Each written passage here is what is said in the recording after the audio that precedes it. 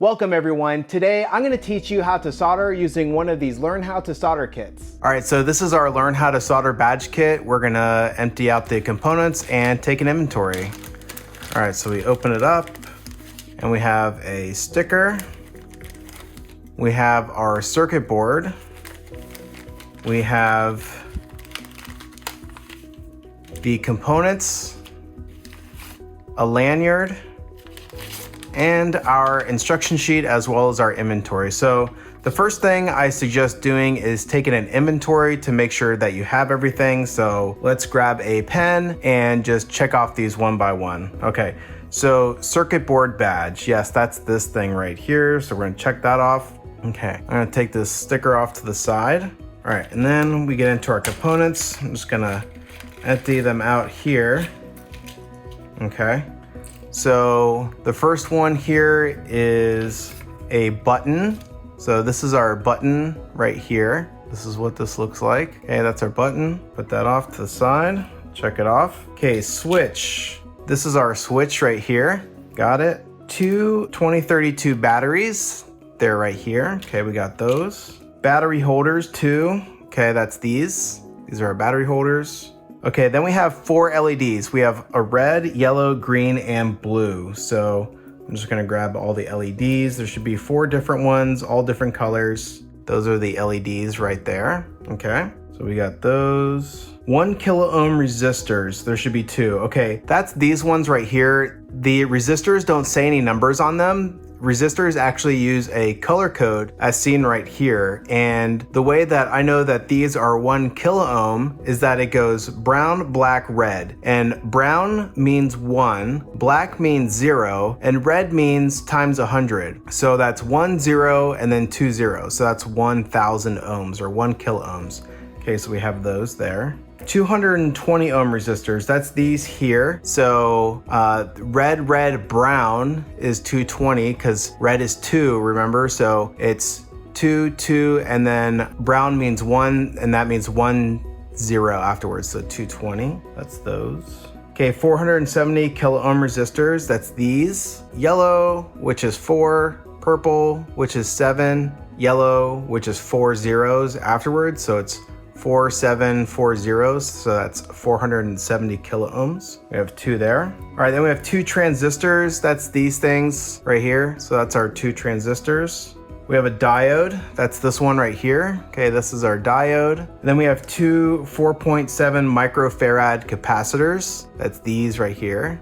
Okay, and our lanyard, and that's this right here. We're gonna put that off to the side. Okay, so we have everything. If for any reason you're missing a component, feel free to contact me. On the back, there's a tips and tricks that kind of tell you, some troubleshooting issues as well as some tricks and tips to use while you're soldering.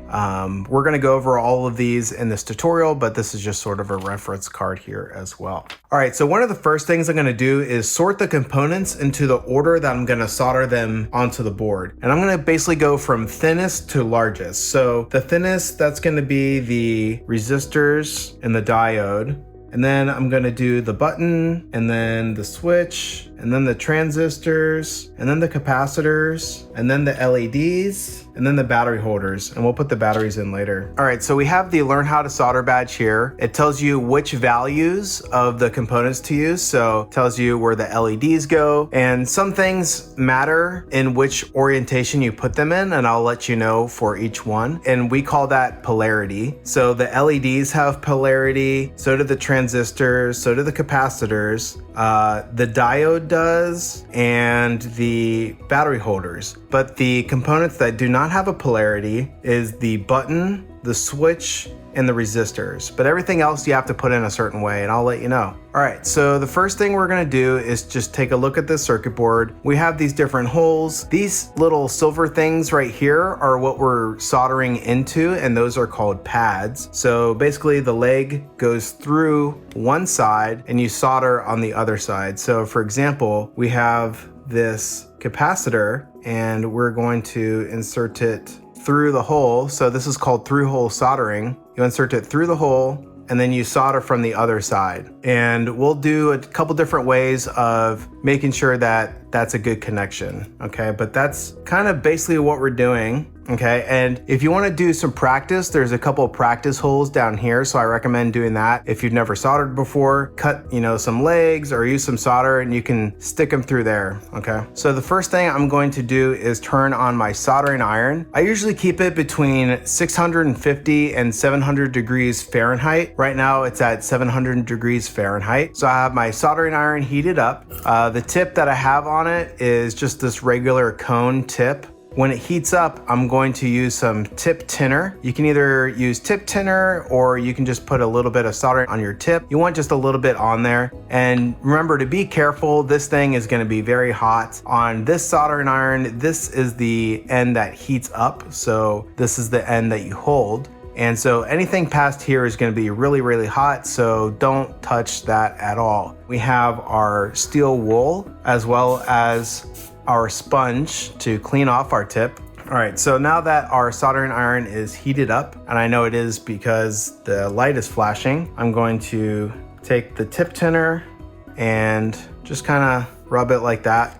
You want the smoke to go away from your face if you see that sort of thing. So there's a couple different ways of getting the smoke away from your face when you're soldering. One of the ways is to simply blow it with your mouth away from you. And the other way is to use a fume extractor. A fume extractor is the preferred way to get the smoke away from your face. I'm not using one in this video because I need to be able to use the microphone, so I will be using the blow method, but those are the couple different ways. All right, so why don't we start with 470 kilo ohm resistor. So that is the yellow, purple, yellow one, okay? Now remember, these don't have a polarity, so they can go either way. We're gonna take off the paper, and what I'm gonna do is I'm gonna bend this resistor just like this. I'm holding the middle and bending it like that because that's how it's gonna go into the board. All right, so, and just remember to be careful poking yourself.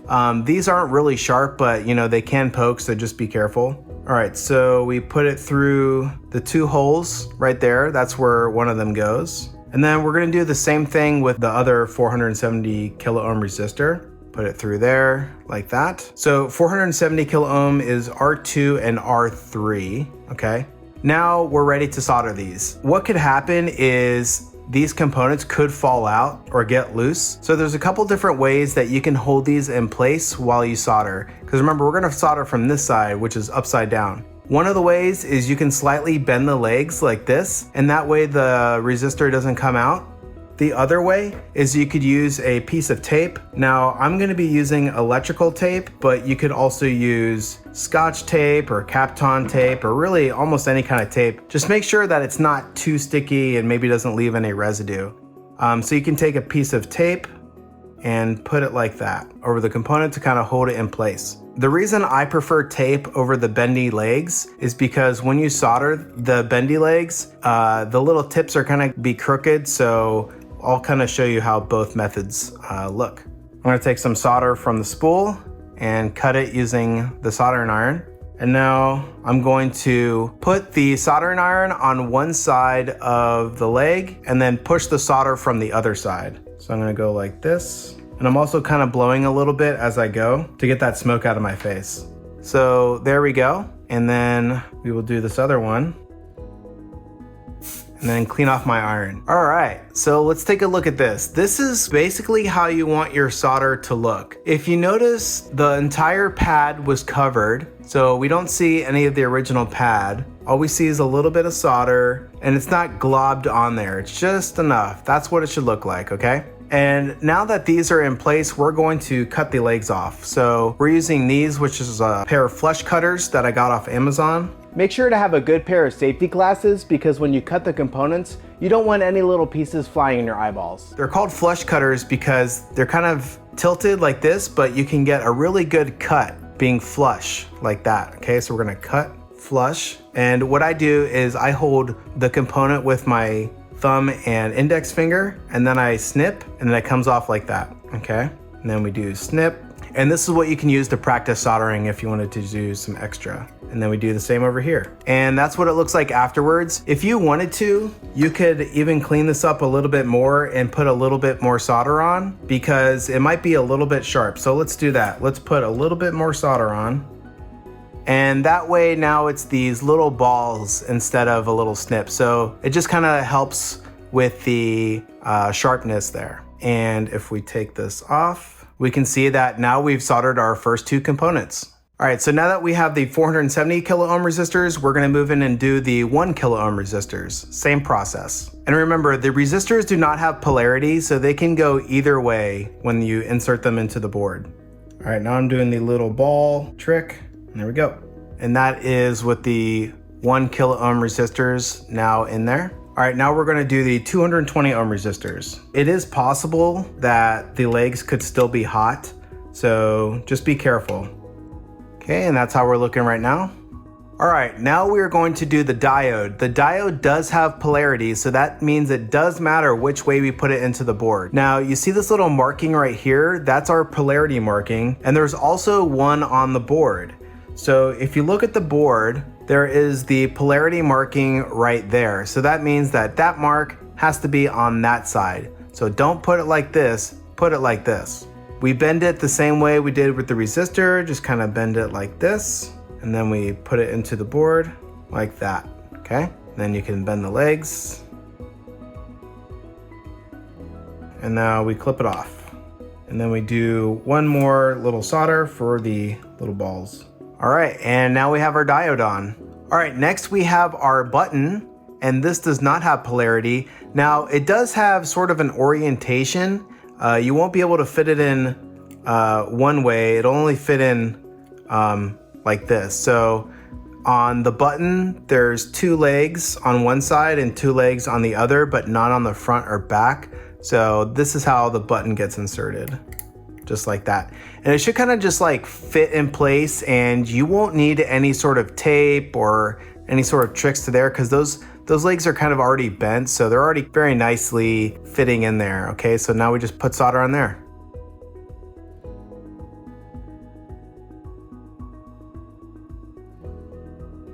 All right, now the buttons are kind of pokey, so I'm gonna clip those as well. All right, that's the button. If you notice here, I tried to put a little bit too much solder on this one. Now that one's still enough, but let's say that we put too much on and we want to get it off. There's a couple different ways that we can do that. We can use this thing, which is called a solder sucker, and it's sort of like vacuum powered. You push this down, kind of clicks in, and then you can kind of like put this tip over the spot that you want to suck up, and you heat the solder, and then you put this down and you press the button. And if you see it now, you can see that I got rid of some of the solder. So if you rewind the YouTube video, you'll see that there used to be more solder there, and I'll just do it one more time. And that's a good way of getting solder off. Sometimes it doesn't get all of it. So another good way to get solder off is using this braid. This is de-soldering wick or solder wick, and it's basically a bunch of copper. It can get really hot, so be careful not to really hold it in your hand. But you place the solder wick down and you kind of just press the soldering iron against it and onto the pad. You'll see on the other side, a little bit of solder has come off. Another way that you can kind of help this out is by using flux. Flux helps solder flow, so you can put a little bit of flux on. You can also use this to help solder, not only desolder. Now the flux does cause a lot of smoke, so you'd want to be careful in a well ventilated area. And now after all of that, you can see that we've done a pretty good job of getting solder off that one pin. The reason you'd want to get solder off a pin is, if you made a mistake and you need to pull it out, like let's say you put the diode in backwards, you would want to do that sort of thing to help get it out. There's also such a thing as not enough solder on a pad. So this one right here, I didn't really put a lot. It might still technically work, but these other ones, you really want it to look kind of like a 45-degree angle of solder all around, just like this little mound of solder. If things don't work, check out the images in the GitHub link and check out this video, and try and see what mine looks like, and then you can see what yours looks like and see if there's any differences. Most likely, what happens when people have trouble is there's either too much solder or not enough solder. Now, not enough solder will cause the connection to not occur. So, either power won't go to a particular component or whatever. And if there's too much solder, sometimes it doesn't matter too much, if the components are far away from each other. But if the pins are really close to each other like this, if there's too much solder, then the connection can get bridged, which means that it's touching another part that it shouldn't. And that's an example of too much solder. By the way, to clean up flux, you can use some rubbing alcohol and put it on a towel. I use these microfiber towels. You don't really want to use like a paper towel because it'll like break up and stuff like that. So I'm just going to kind of pour that on there, and that will be kind of nice. The next step is inserting the switch. So I inserted the switch and I'm gonna hold it down with this tape. Now, another tool that you can use to kind of help you is one of these circuit board vices. They have little notches in here to help hold the circuit board. So I'm gonna show you how this works. Kind of just insert it like this. You can loosen or clamp it tighter with this right here. So that kind of just holds it in place right there. Then we get the solder like that. Now, one thing to do is to make sure that your switch is still nice and flat, because if sometimes the component can lift up a little bit, and if it lifts up a little bit and then you keep soldering, it will stay like that. So it's good once you do one leg to make sure that it's still flat. All right, and then we take the tape off, and that is the switch. All right, next we have our transistors, and I'm gonna show you how to put these in. So I'm gonna go ahead and put the circuit board in this vise to help hold it. So the transistors go here and here, and there's 3 legs, and in here they're kind of all, you see they're all like kind of flat right there, so we kind of have to like spread them out a little bit. And if you notice, there's a flat end on there, and there's a flat end on the transistor. So you kind of like make a little triangle with the legs, and then you put them through the holes like this, like that, okay? And then you just press as far down as you can go. It won't be completely flat, but you can get about there, okay? So we're gonna do the same with the other one.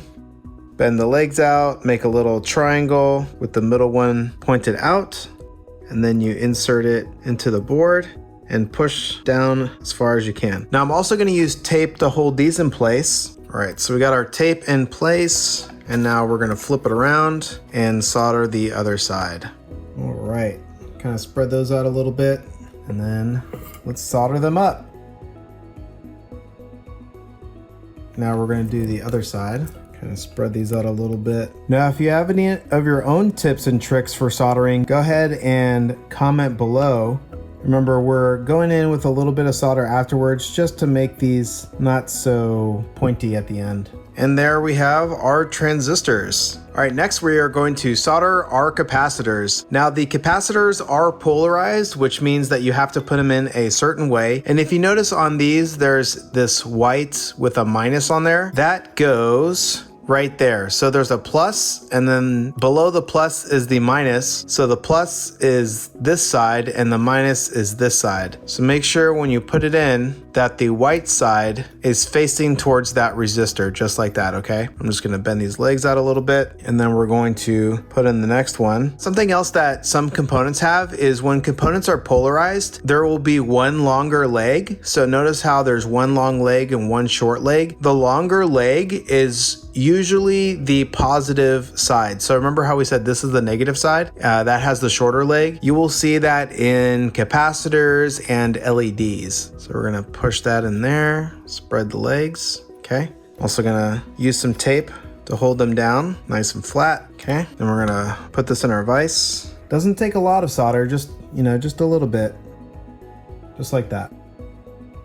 All right, and now the capacitors are soldered in. There we go. Now they might bend a little bit, and see how that one's not completely flat. I could have pressed it down a little more when I was soldering, so that one's not completely flat. That one's a little bit better. So yeah, just check, if you want it completely flat, just check while you're soldering. So there we go, there's the capacitors. All right, now we're going to solder our LEDs on here. Now, it doesn't really matter what order you put them in. You can kind of put them however you want. The LED 1 and the LED 2 are the one that flash. So if you want to do like a police car thing, you could put red and blue on LED 1 and 2. You know, whatever you want. You have 4 different LEDs, all different colors, whatever you want to do. I'm going to do red for power, and then I'm going to do green for LED 3. LED 3 gets lit when you press the button, and then 1 and 2 flash. So I'm going to do blue, green, red, yellow. Now, if you notice up here, similar to the transistors, there's a flat side, okay? LEDs are also polarized, and if you notice on the LED, there is a flat side, and the flat side is sort of hard to see, but you can kind of see it, and the flat side is the negative side. And remember what I said about the capacitors where the longer leg is the positive? That one goes right there. So flat side towards the flat side, and then the longer leg goes on the bottom, just like that. If you put it this way, it will not work, okay? So make sure longer leg is on the bottom, just like that, okay? So we're going to put the green one next for LED 3. Remember, short leg on top and longer leg on bottom. Then the power LED, we're gonna do red. Actually, why don't we do the police car thing? We'll do red over here, and then yellow will be our power. Okay, now these are kind of loose in here, so I'm going to use some tape to help hold them in place. And you could do one at a time. I'm just going to do them all in a row. Feel free to take your time while doing this project. All right, so we got them all taped up, and now we're going to solder them. So I'm going to put this in my vise, and we're going to start with LED 1. That's this one here at the end. Okay, now I'm going to solder one leg, but then I'm going to take the tape and I'm going to press it, and I'm just going to like make sure that this is flat. So I'm pressing from the bottom, making sure that the LED is nice and flat against the board while the solder is still hot. And then I come over to the other leg and solder that one, okay?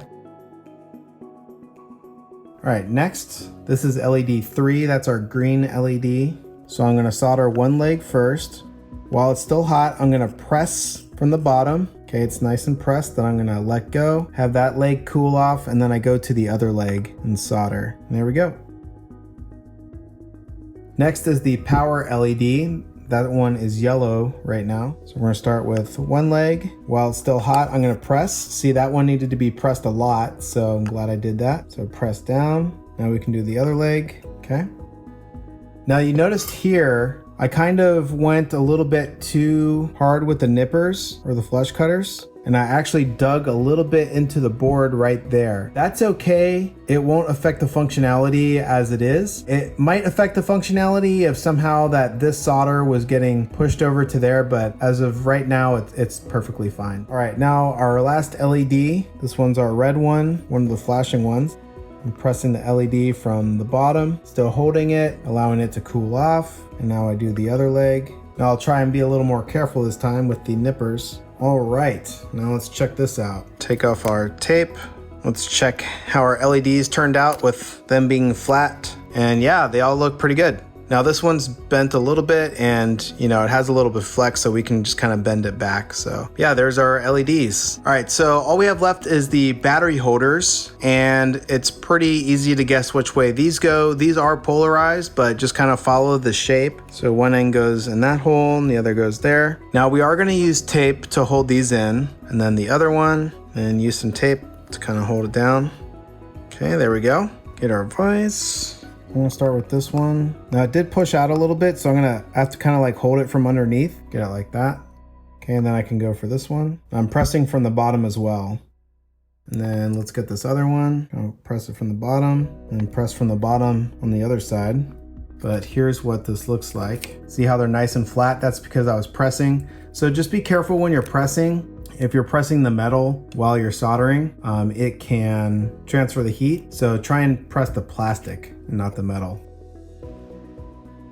And then put a little bit of solder on them. All right, now our badge is fully assembled. Time to insert the batteries. So we take the batteries and we push them through the bottom here. Okay, there's one. and 2. Now, the way we insert our batteries, we want the plus side facing up, okay? So the way you put them in is like this. You put them in, kind of lay them down like that, and then press in, okay? And the way you'll know you'll have a good connection is if you pull back here, it should pop out, okay? So it should be relatively easy to put them in and out. Sometimes I've noticed that some of these battery holders or the batteries have too tight of a fit, and if you have too tight of a fit, you may experience some power issues. But let's turn this on and boom, everything is working, good to go. Now, if it didn't turn on, there's some things you can troubleshoot. You can troubleshoot some voltage between here. So let me show you what this should look like. We're going to put our badge in the vise. I'm going to measure the voltage across the batteries and across some other things. So here we go. So I have my multimeter. I'm going to set it to voltage. We should get 3.3 volts from here to here. And I'm just going to look at my multimeter there in the corner. It's about 3 volts and then about 3 volts right there. So that's good. We should have, let's see, where does it go? It goes from here to here. We should have about 6 volts and that's about 5.5. That's good enough. Some other things you can do is from here to here should be about 2 volts. And I can see my multimeter down there has about 2 volts. So you can troubleshoot voltages in different locations to see if everything's working correctly. And you can also do a continuity check. So we're going to turn this off and a continuity check the continuous signal through a given path. So on a multimeter, it kind of looks like that little speaker thing. So when you touch these two together, you hear that loud sound. So let's check the button. So the button goes to this resistor here and goes to right there. So we hear that beep, right? Now, if I press over here on this pin, now you don't hear anything, but when I press the button, you should. So continuity checks the path between two things. So if you're not getting proper behavior, you can check continuity or check voltage on your multimeter. So the way your badge should behave is when you turn it on, these two lights should be flashing. When you press the button, the LED 3 should come on. And if you notice, actually when you press the button, not only does LED 3 come on, but it also can affect the flashy timing between LED 1 and 2. And the power LED should be lit up. So that's how it should look like. Just double check and make sure that all of your connections, like none of them should be really touching each other. Okay. And that's how everything should look like that. And then once everything is done, you can clip your lanyard on and now you can wear it around your neck and proudly display it to your friends and family. So I hope you had a lot of fun assembling your badge. Good luck and keep making new stuff.